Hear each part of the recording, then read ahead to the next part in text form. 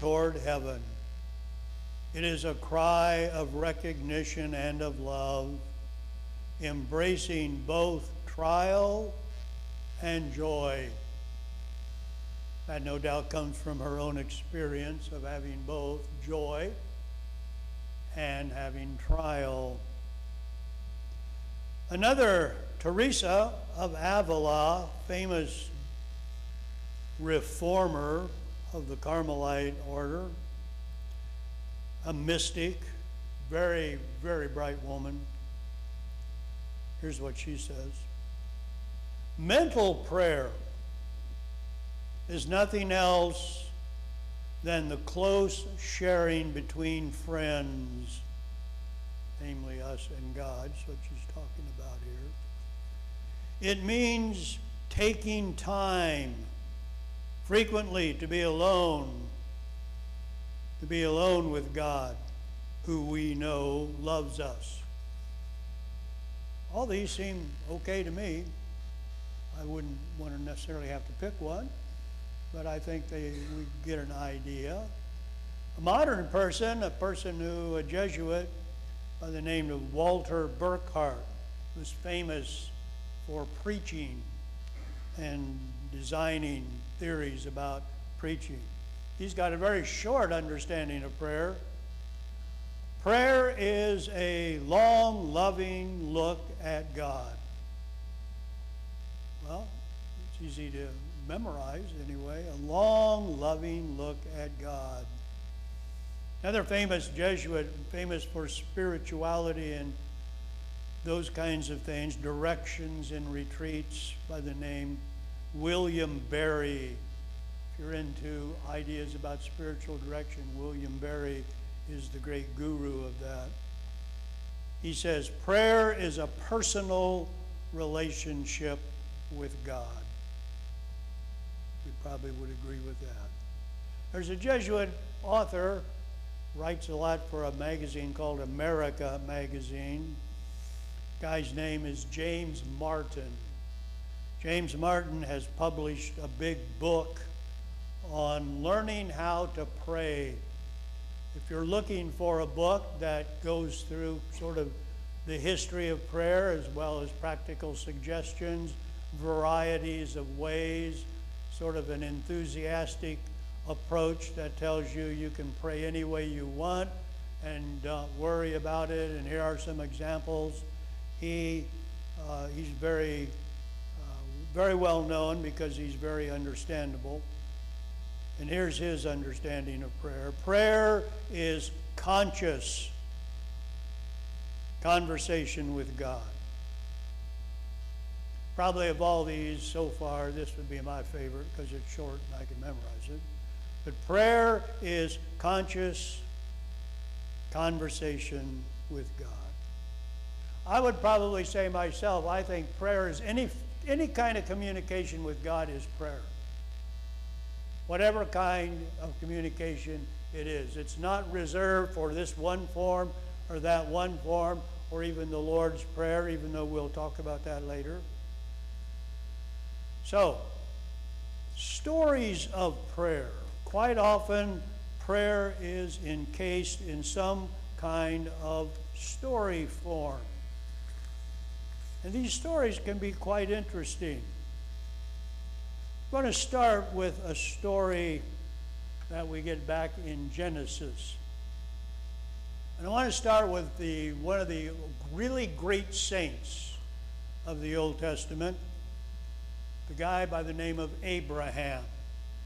Now remember how Genesis works. The first 11 chapters of Genesis are what the scholars call prehistory.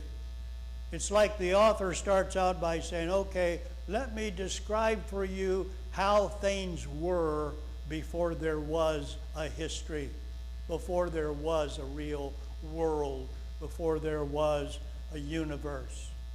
In the beginning, let me describe how that was. And so that's when we get those stories of creation, stories of the ark and Noah and all of that.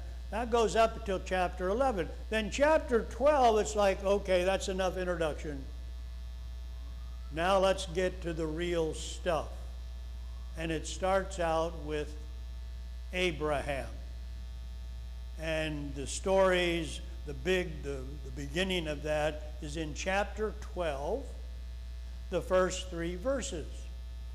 And so here's how God says, if you want to know how history, how the whole thing began, it began with Abraham. And God contacted Abraham one day and said, here's the deal.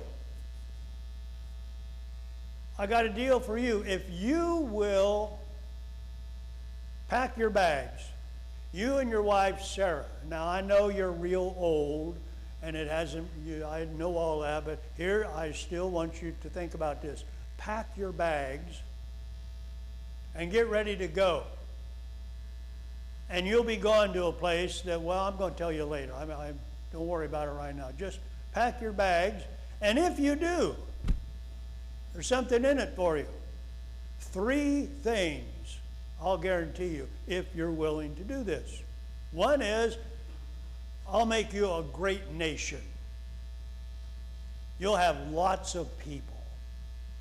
Now, Abraham's saying to himself, me and Sarah, we're old. We ain't going to have lots of people. We're just barely having ourselves, you know. Who is this God who says, you know, if you're willing to do whatever he wants us to do, I'll make you a great nation? I don't know.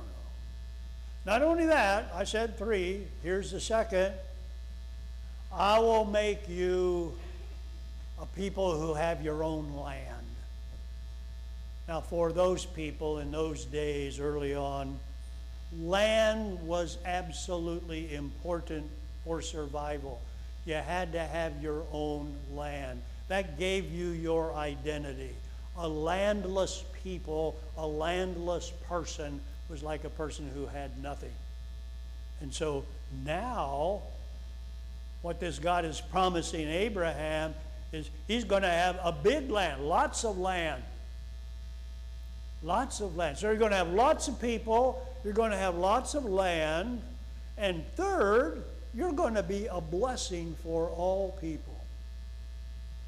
Now those 3 things are what scholars call the promise to the patriarchs. Now remember, this all hinges on whether you're willing to pack up and go where you haven't been told where you're going yet. Just, you'll go. And you really might not even know when you get there. So this is not risk-free. But it's a test of faith. This is the way the Bible starts out, with this story that is a test of faith. And so, that's the story. That's the way it begins. 3 things. I'll make you those, you know, great nation, lots of people, your own land, and you'll be a blessing for all others. So Abraham does that. He does it, and as the story goes along, the basic theme of the story is, will God keep his promises? Will Abraham keep his promise to stay on the journey? Remember, faith in the Bible is a journey, and so this is the long journey. Will he get sidetracked? Many would say you could understand the rest of the Bible, the whole thing, as nothing more than a response to this Abraham's promise. Will it work? And so the Bible tells you story after story that seems to say it probably won't work. Abraham is old, Sarah is old. All through the rest of the Genesis, these chapters, at least going all the way up to chapter 18, there's these stories about how it doesn't look like it's going to work. Abraham can't do it. Abraham can't. Sarah can't. They're worried about every other chapter. Abraham will come on stage and say, God, by the way, remember the promise? Lots of kids, all that. We're getting older. You know what that means? No kids, no big thing. And of course, God reads, don't worry. You know, it'll just keep going. Keep going for what? Well, just because you said you would. That's good enough. All right. On and on until we get to chapter 18. It's a magnificent story, 18, the first part of that. Abraham's kind of taking the snooze in the day. In the Holy Land, in that area anyway, the temperature would get to be about 110 by 9 o'clock, 10 o'clock in the morning. So you're not going to do a lot of activity. So he's kind of taking it easy. 3 guys show up, just out of the blue. 3 guys show up. One of the big things about the ancient Near East and the people of there, hospitality was a key factor. To be hospitable, show hospitality to travelers, especially food, maybe clothing, place to stay. So Abraham, 3 guys come. He doesn't know who they are. Now we do. See, the Bible oftentimes, because we're not that smart, the Bible will say, I'm going to tell you how this works. I'm not going to tell the people in the story. They don't know what you know, so don't tell them. Don't act like they know what you do, because they don't. Now, you know one of these 3 persons that have just showed up at Abraham's tent is the Lord. And we also know why he's there. He's there to tell Sarah she's going to have a child. But she doesn't know that. And Abraham doesn't know that. So let's watch the story as it unfolds. And of course, Abraham does all the things you're supposed to do when you're providing hospitality. Big meal, slaughters a goat, bakes bread, or has bread baked. Because he gives all the instructions, and as per usual, Sarah has to do all the work. She's got to prepare all this stuff. And so big meal is prepared here in the middle of the day. Lots of action running back and forth. Finally, the meal's over. Abraham hopefully can relax a little bit. And one of these guys comes up to Abraham and says, where's your wife? Now, the Bible wants you to know that could be an interesting kind of comment. Doesn't go into it a lot, but you think, who is this person who's just had hospitality with this family? Now this guy's asking where his wife is. Well, Abraham doesn't care because he and she are old. So, wherever she is isn't going to help you. And so he tells him, oh, she's back there. And so now the tension is she doesn't know we do. And so he tells her, he goes back and finds her, and he says, you're going to have a child real soon. Her response, she just laughs right in his face. If you knew how old I was, you wouldn't be saying that. And he gets a little taken back in that, don't laugh at this. This is not funny. This is the real thing. And of course she does. She has a child, and the child's name is Yitzhak, which in Hebrew that word means laughter. So this is sort of God's divine joke, And so there it goes. So God can say, okay, folks, we're on our way. And Abraham's going to say, one person and we're on our way? Yep, keep moving, keep moving. Well, that story is a magnificent story.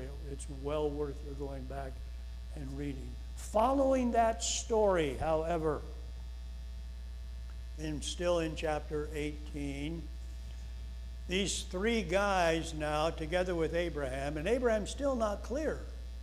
He hasn't been told everything yet. But they're all going to go out, and when they leave, Abraham's going to go with them. And by this time, Abraham knows that one of them is the Lord. And so there's this interesting conversation, which I'm saying, this is prayer. What goes on next, I'm saying, could be understood as biblical prayer.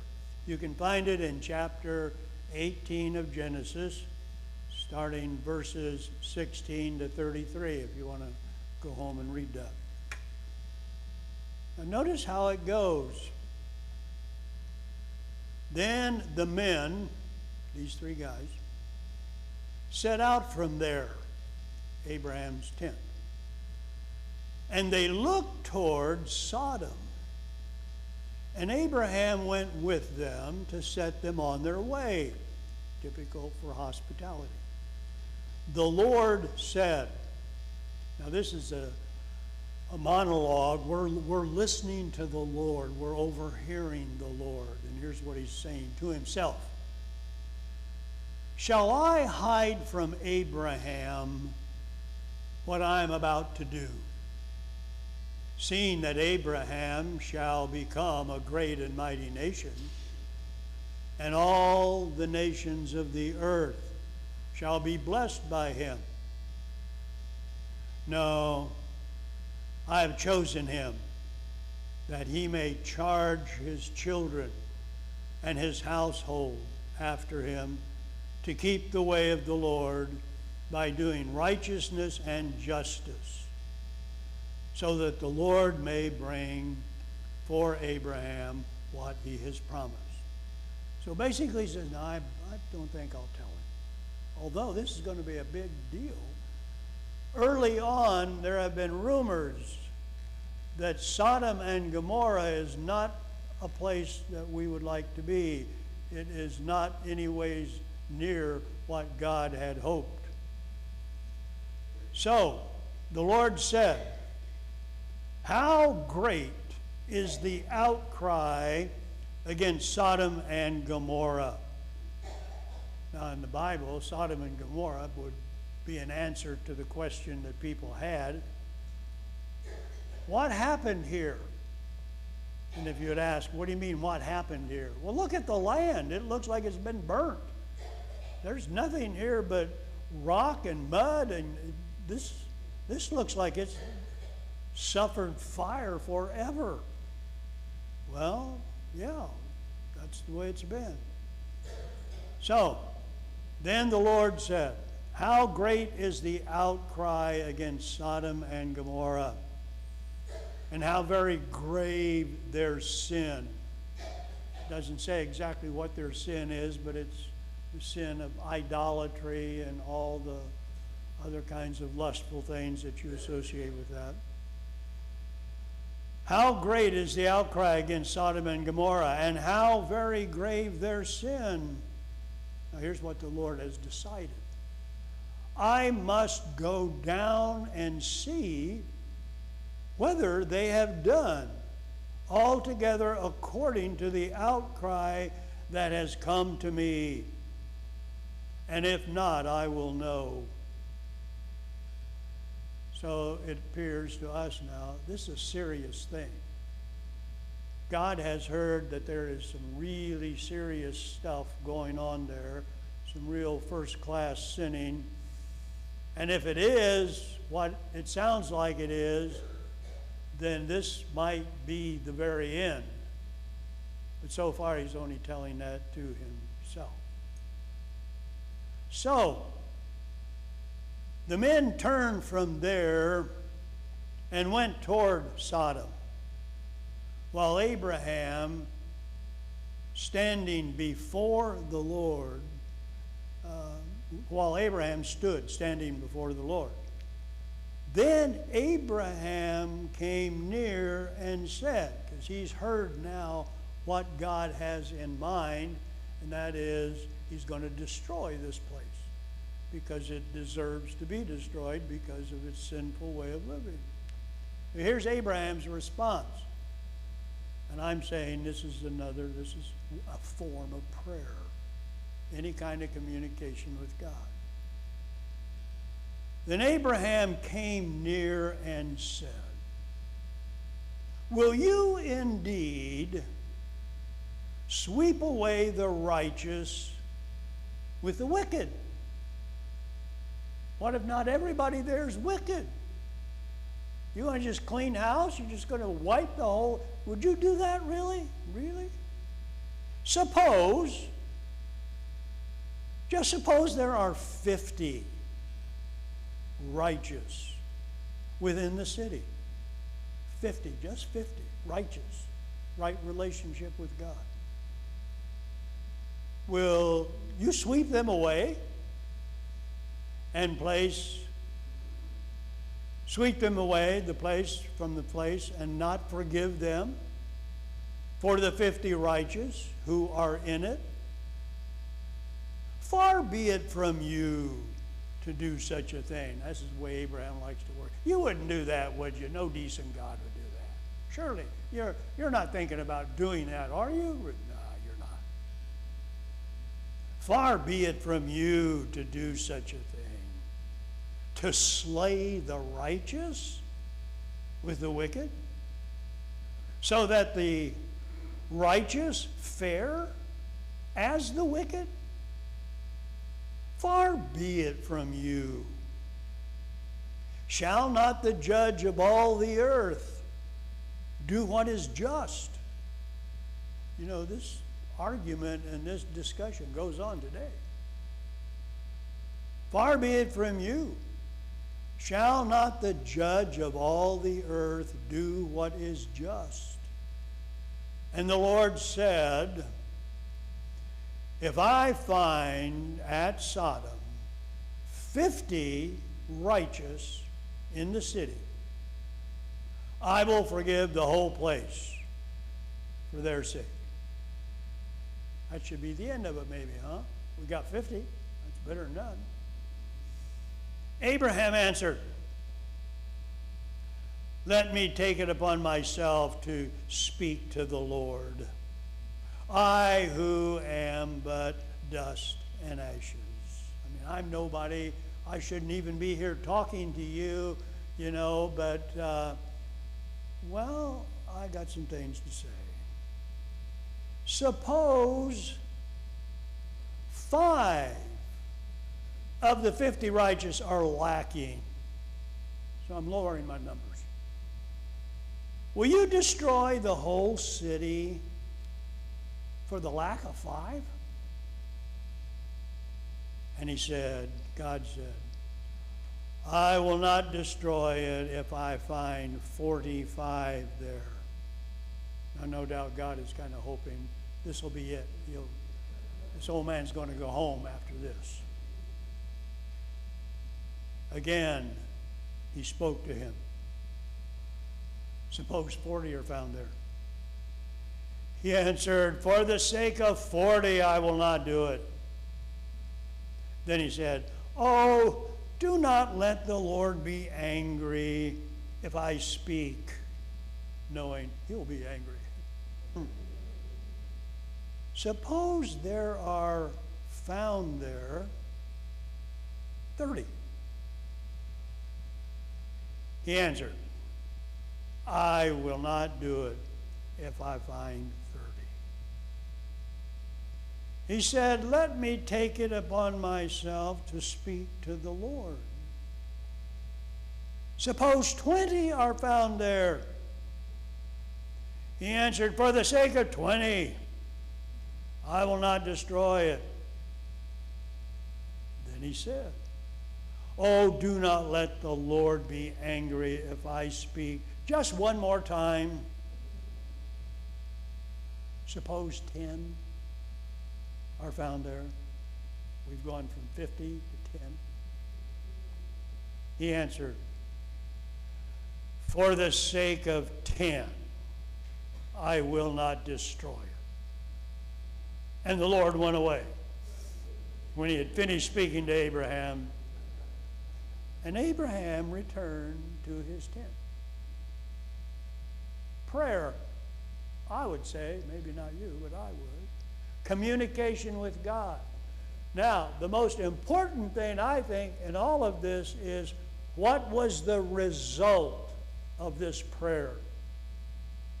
The result of this prayer was that God had a change of mind. It was Abraham's persistence in the face of God, mind you, not just anybody else, going from 50 down to 10, not giving up, being insistent, and just keep going until eventually he got what he wanted. I would say this is a major ingredient of biblical prayer, the way these stories unfolded. And it's one of the reasons why you and I can say when things are not going so well, or when they are going so well, I want to pray about this. But seldom when we say, I want to pray about this, do we actually think, I'm going to be able to change God's mind. We might ask God to do something here or do something there. But what if the scriptures here are saying, well, go for the big stuff. And don't give up. Don't go away just because God might say, 15 not enough. Just keep at it and keep at it. And God appears to not really overly object. It's almost like a test of Abraham to see how far will Abraham push.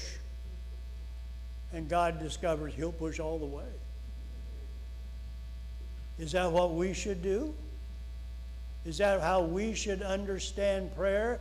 Prayer is not just giving praise to God, not just giving adoration to God, not just talking about how wonderful God is, but facilitating God to have a change of mind.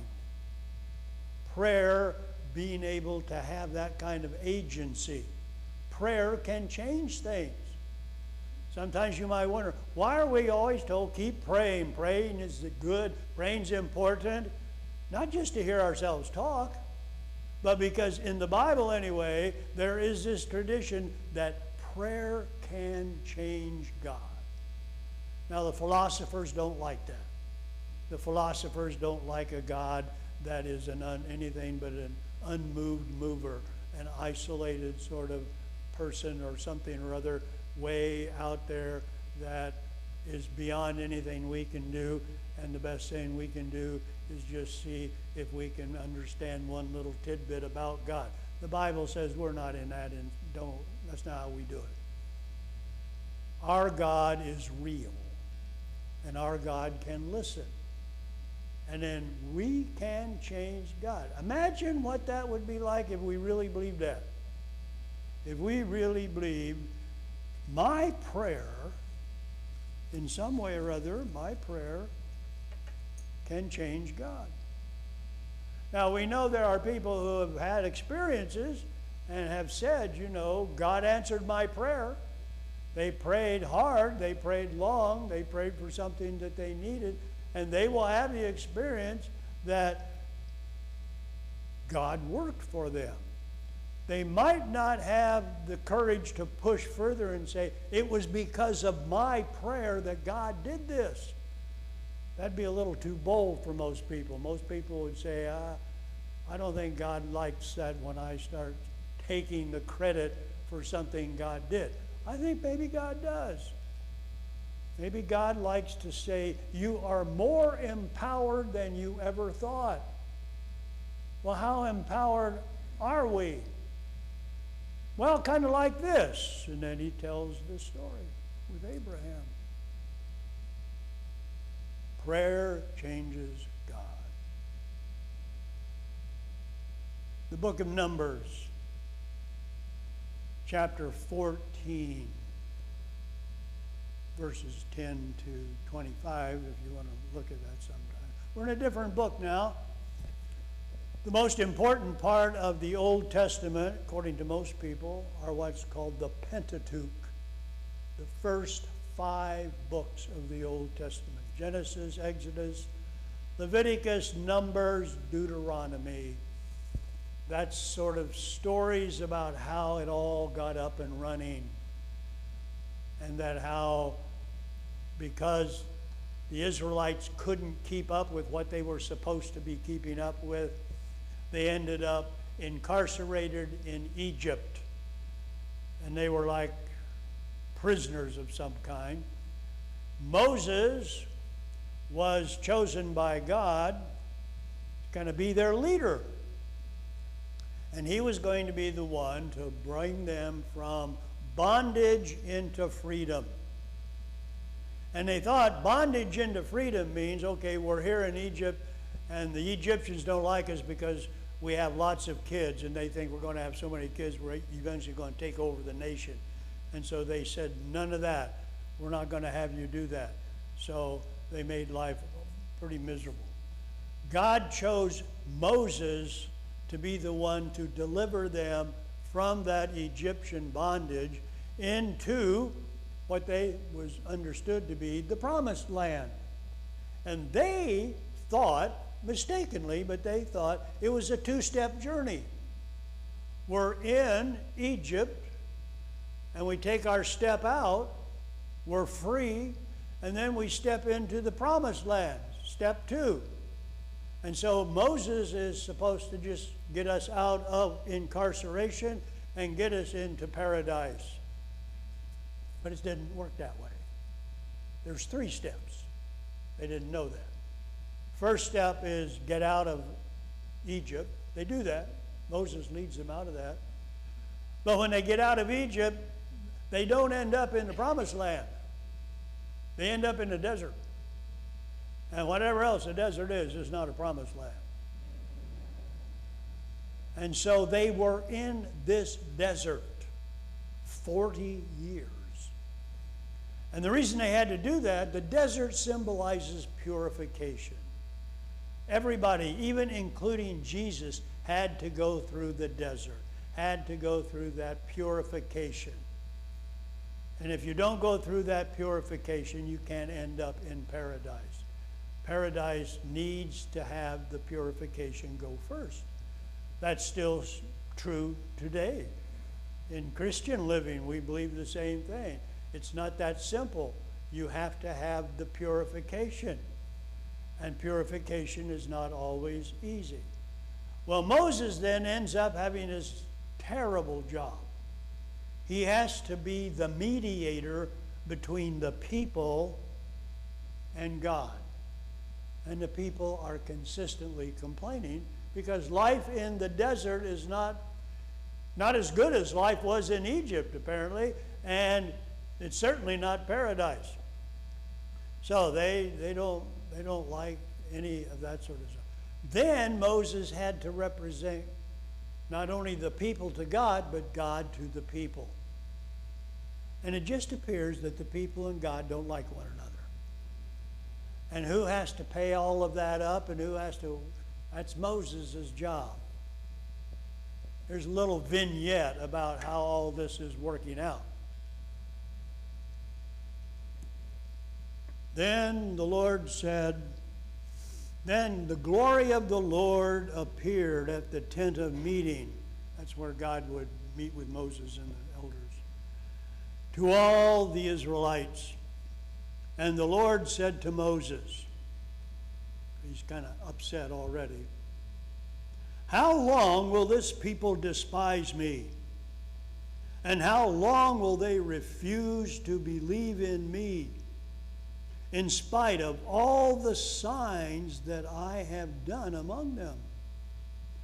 I will strike them with pestilence, disinherit them, and I will make you a nation greater and mightier than they. So that's the setting. God is mad. He's mad at the people because the people have consistently failed to live up to their covenant commitments that God made when God was on Mount Sinai and he gave them the 10 Commandments. Those commandments symbolized a relationship between God and the people.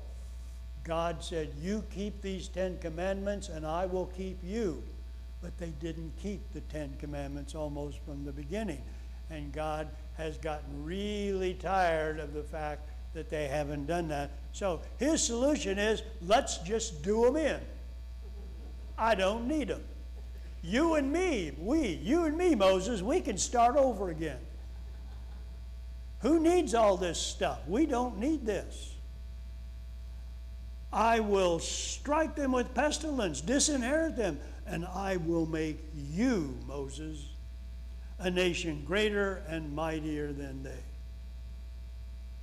Well, now, if you're Moses, you're like, well, let me think about that. I can see some plus value in that, but here's Moses. But Moses said to the Lord, then the Egyptians will hear of it, this idea of destroying the people, his own people. Then the Egyptians will hear of it, for in your might you brought out this people from among them, and they will tell the inhabitants of the land, they have heard that you, O Lord, are in the midst of this people. For you, O Lord, are seen face to face, and your cloud stands over them, and you do go in front of them in a pillar of cloud, and they and the pillar in the pillar at night. Now, if you kill the people all at one time, then the nations, the foreign nations, who have heard about it will say, it is because the Lord was not able to bring this people into the land He swore to give them, that He has slaughtered them in the wilderness. And now, therefore, let the power of the Lord be great in the way that you promised when you spoke. So what's the argument here? This is bad PR. You can't go destroying your own people. You start destroying your own people, these foreign nations are going to look around and say, well, can you believe that? He can't handle his own people. The only way he can handle them is by killing them. How high do you think you're going to go in their mind as your reputation? You're going to be understood as being really weak, unable to do what you're supposed to do, simply because you can't handle these. That's just not an option. Not an option. Bad PR. You don't need it and you shouldn't do it, and I'm not going to go along with it. And now, therefore, let the power of the Lord be great in the way that you promised when you spoke. And now what Moses is doing, very clever, he's going to say, let me remind you of who you are. Let me remind you of who you told us you were and would always be. And it ain't some God who's going to kill his own people. Here's what you said, remember? The Lord is slow to anger and abounding in steadfast love, forgiving iniquity and transgression, but by no means clearing the guilty, visiting the iniquity of the parents upon the children to the third and fourth generation. Forgive the iniquity of this people according to the greatness of your steadfast love. See, it should be your steadfast love that controls how you respond, not your anger. Just as you have pardoned this people from Egypt, even unto now. So there again, be who you claim you are. If you aren't going to be that, then don't keep telling people you are, because you're lying to them. There again, reminding God who God is. Can you imagine that? Do we have to remind God who God is? Well, apparently that's the way the story goes. Then the Lord said, I do forgive, just as you have asked. No doubt he's not real happy with this. Nevertheless, as I live, and as all the earth shall be filled with the glory of the Lord, none of the people who have seen my glory and the signs I did in Egypt and in the wilderness, and yet have tested me these 10 times and have not obeyed my voice, none of them shall be heard that swore, none of them shall see in the land that I swore to give them, because he has a different spirit and has allowed my whole country to go wholeheartedly I will bring, in other words, what he's saying is, those people who have been with me all these years and have kept messing up, they're not going into the promised land. That part there, but what I will do, I'll relinquish, and the next generation will be able to go in. I will bring into the land into which he went, and the descendants shall possess it. Now, since the Amalekites and the Canaanites all live in these ways, they shall borrow, set out from the wilderness by the way of the Red Sea, and on it goes. Once again, prayer. Moses and God communicating. Moses reminding God who he is. And because of who God says God is, indicating that you will not be able to destroy. That's just not an option for a God. So forget that. The result, God agrees. God says, okay, I see what you're saying, but I don't like it at all. But I'll give it most to you, but I'm going to hold back a little bit in that all of these people who have caused me all this problem, they're not going in. But because of you reminding me of who I am, the next generation, they'll have access to paradise and they will go in. Once again, what happens? Prayer, Moses, has God change God's mind. Just as God was able, or just as Abraham was able to inspire a God to change his mind with Sodom and Gomorrah at this stage, so also now Moses. And notice how he does it. Not by some outside understanding, but by saying, let me remind you of who you are. And that's why you can't do what you want to do. Now, at no time does Moses say, those people don't deserve it, or they're going to change. He never says that. He always focuses on God. Be who you say you are. And if you are that God, then killing your own people is not an option. And God finally can understand that and will change. So, the point of these two stories, one of the powers of prayer is the power to have God change his mind. That might be one of the major reasons why we should pray so much. Because we think maybe sometimes God has forgotten who we are. Maybe we think that God has gone after us because we have not lived up to our covenant commitments like those ancient ones did. Or perhaps we just have to remind God.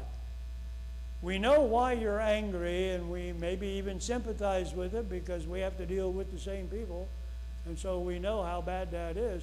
But you're God. We're not. You can do these things. We cannot. And here's what we want you to do, and here's why. And the reason why is because you are God. And that's what we expect of God. Because that's who you told us God was. So we're just simply telling you what you told us because we believe it. And hopefully you'll believe it. Interesting stories. There's more. Tomorrow we'll look at one of my favorite people, Jeremiah. And we'll watch Jeremiah as he prays and see what goes on there. But it's going to be a different perspective. But once again, what I'm calling all part of an understanding of prayer. Any kind of communication between people and God is prayer. Glory be to the Father, and to the Son, and to the Holy Spirit.